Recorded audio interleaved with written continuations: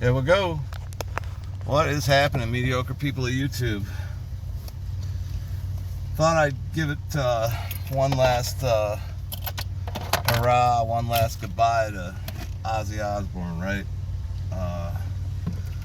You know, what that man meant to so many people. Look at, there's like a 56-inch screen television for free right there, working.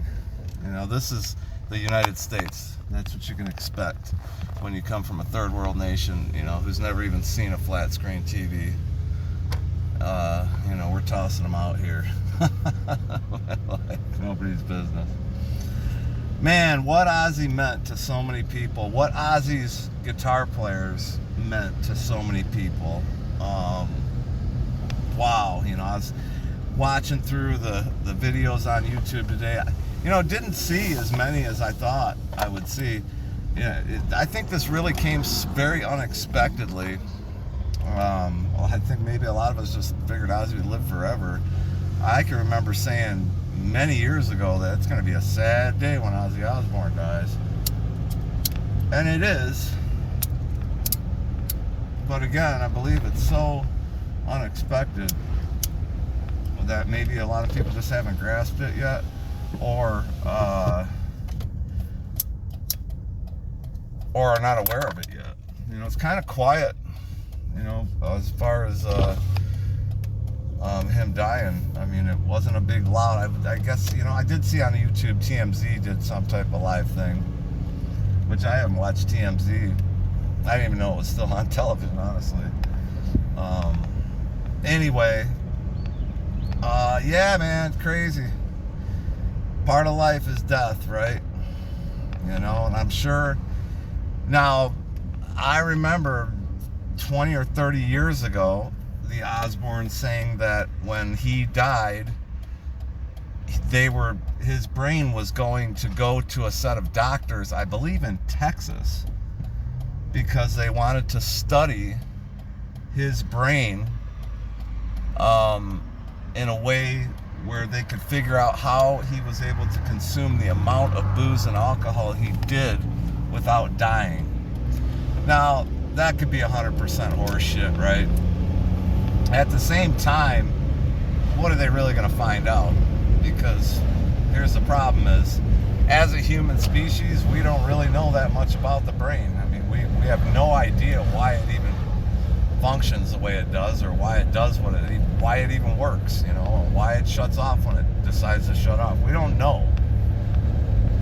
You know, we've in recent decades, we've started to learn things like how to try to regulate serotonin levels for people with depression, which I don't know. I don't take any antidepressants. I know that there's people that take antidepressants that claim they work and change their lives. And, you know, I guess the reality of that is you're on a heavy dose of narcotic, and, you know, a lot of people feel good on a heavy dose of narcotics. So, you know, I can't really say whether or not those antidepressant pills do what they claim to do, which is try to regulate serotonin levels in the brain, which we know very little about. It's very difficult to measure serotonin. You have to do it in the urine, and it's still extremely difficult to measure serotonin. And we don't even know. There's just so much we don't know about the brain. But that could be horse shit. I don't know.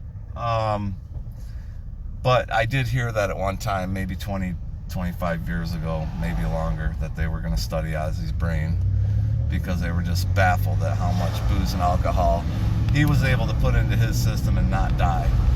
But, you know, I say that I've probably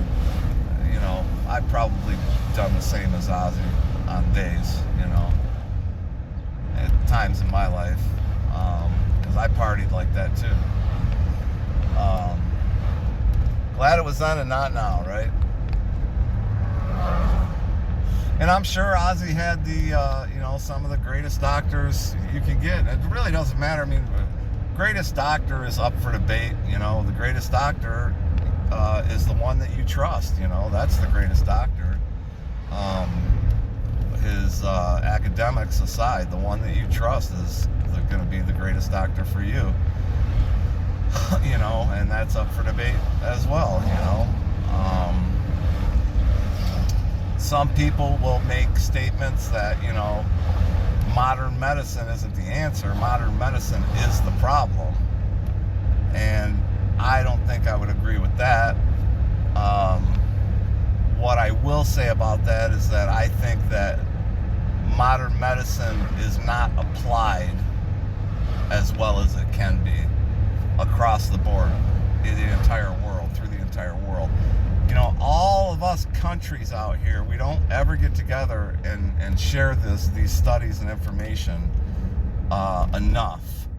You know, there's so many things that other countries are doing where their population is better off for it, they're living longer, they're healthier. And then again, you know, here in the United States, we have the top whatever, right? You know, you'd think that everybody could get together and really have our medicine and health industry for the entire world to be top notch. You know, things like, okay, in European countries,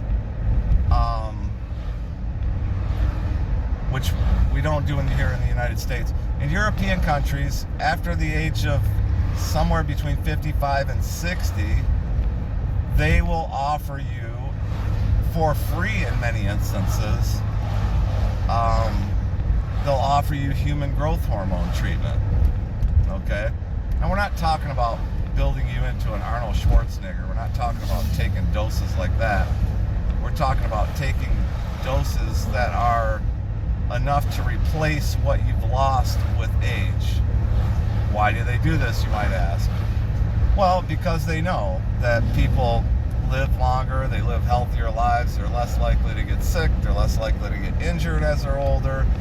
There's a lot of benefits from human growth hormone treatment. You know, ask our Hollywood stars here in the United States who are and all of our athletes who are all on it, you know, at the athletic world.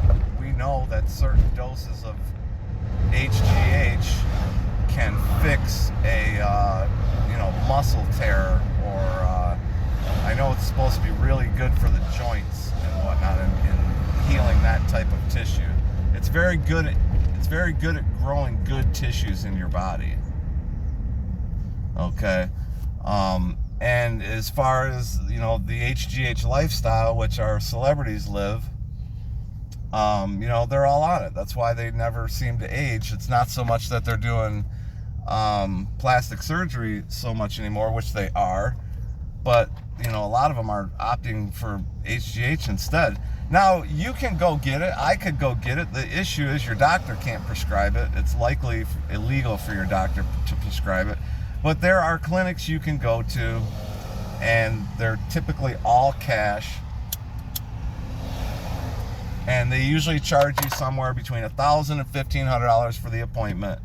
And they draw your blood levels, and they find a reason for you to need growth hormone replacement. Then they prescribe it to you.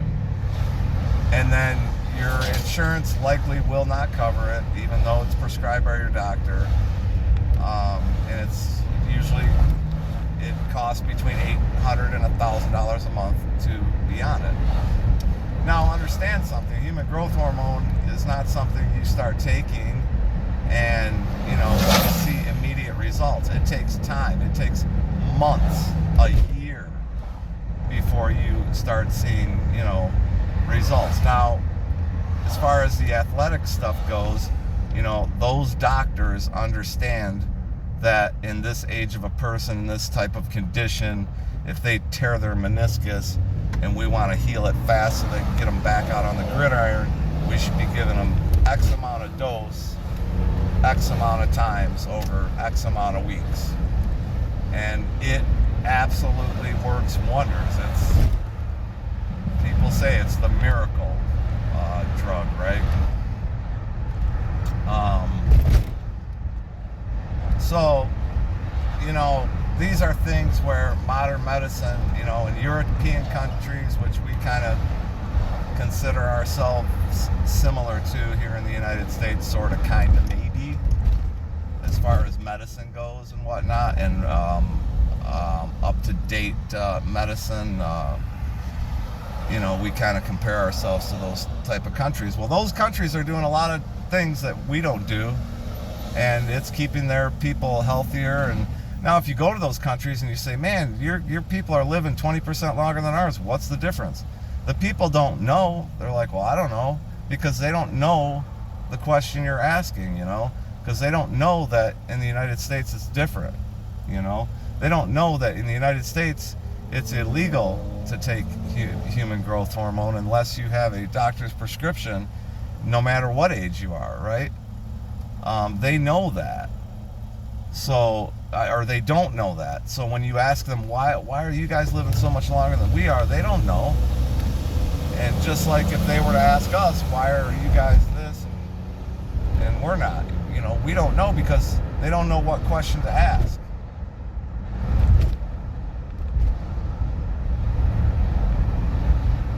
Wow, that just went in a total different direction than I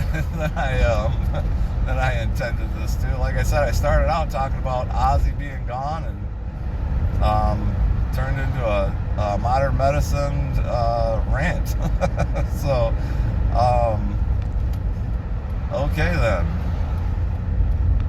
So anyway, speaking of modern medicine, man, I'm not feeling very good today. I feel like I got some type of upper respiratory thing going on, and my back's killing me right off the bat, right out of bed, which sucked and sucks. This whole back, anybody living with chronic pain, man, you have your days where, you know, it would be a good idea for me not to do much today, but that's pretty much impossible. I mean, I guess it could be possible, but I'm also not the type of person to sit around. It's hard for me to just sit and not do anything, you know. And when you have back pain like this, like, you'll be sitting around and you're like, man, I'm gonna go out and do this. And, you know, you're that type of person that doesn't like, you know, you like to stay busy. I'm gonna get up and do this, and then you get up and you're like, oh, it's just so damn depressing, you know. It's like, god damn, you know. And it angers me, you know. It pisses me off. It's like, god, well, I wish it would just go away, you know. There you go. Human growth hormone's definitely not going to cure that. My back is jacked way too. Now, had I taken that years ago when my back first started, maybe it would have fixed my problem, but at this point my discs are too far gone. I don't believe human growth hormone would help that. And I'm not all giddy for this surgery either, but I need to get it done. I really do need to get it done. I'm just at that point. If surgery doesn't work, then I guess I'm still in pain, right? That's just where I'm at. I'm at that point. I don't know what else to do. You know, and it's just like, because like, I'm the person that I'm not having surgery, period, right? I am not having surgery, you know, but now I've reached a point where I'm like, I'm begging to have the surgery. Just because anything is better than not doing anything about it, you know, because so that's where I'm at with that. But God bless Ozzy Osbourne, man. Weird to say Ozzy's dead, you know. Not that he's been a huge musical influence in the last several years, but I guess the weird part that everyone's talking about and I'm considering is that, God, it was just like a week and a half or 2 weeks ago he did that show. And I didn't know that he did an Ozzy show sitting down, which is fine, I guess. I just didn't ever want to see him try to do an Ozzy show again, because the Ozzy show was about his energy. But he did do the Ozzy songs with Zakk Wylde, and they brought back my man here from Troy, Michigan. Mr. Tommy Clufetis was playing drums. I believe he was playing drums with Sabbath too. I'll have to look and see. But he was definitely playing drums when they played the Ozzy songs. Tommy Clufetis is one of the most underrated drummers in the world right now.